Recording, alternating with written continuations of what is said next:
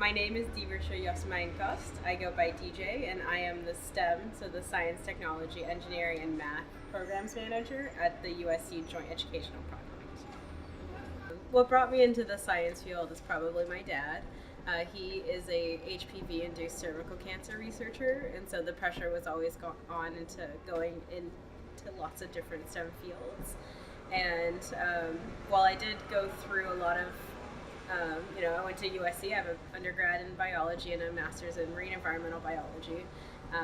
But I had much more fun in both ocean and STEM education than I ever did in academia, and so went that route instead. So there are two main programs that I run here at the Joint Educational Project. There's the Wonder Kids program, and there's the Young Scientist program. The Wonder Kids program is a K through 3 after-school STEM program where I choose different fields of science every semester. I write hands-on curriculum introducing concepts of those fields, and then we bring in scientists that are in those fields to come in and talk.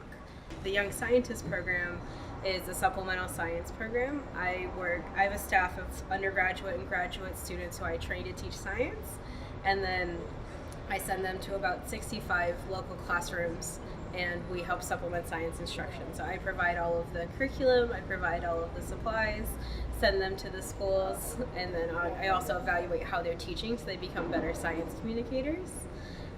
We work with about 2,000 students locally through that program. We also do after-school workshops and teacher professional development. And we work with a lot of scientists on campus where we translate their work into lesson plans and activities. We work with industry. We bring a lot of different people together to try and showcase what is possible for students in STEM. And the students that we cater to through the programs are predominantly low-income students, and so we try and also bring in scientists that are either scientists of color or women so that they see themselves represented in the scientists that we bring. And for me, I'm the daughter of an immigrant, and I am an immigrant, and it wasn't always the easiest growing up for me. I didn't speak English when I moved to the U.S., and there was a lot of I moved to a very xenophobic suburb where I was told that we're not racist, we love black people, we just hate foreigners. And so having to deal with a whole bunch of that for most of my life until I moved to California, I am very empathetic to students around here that are maybe facing similar issues.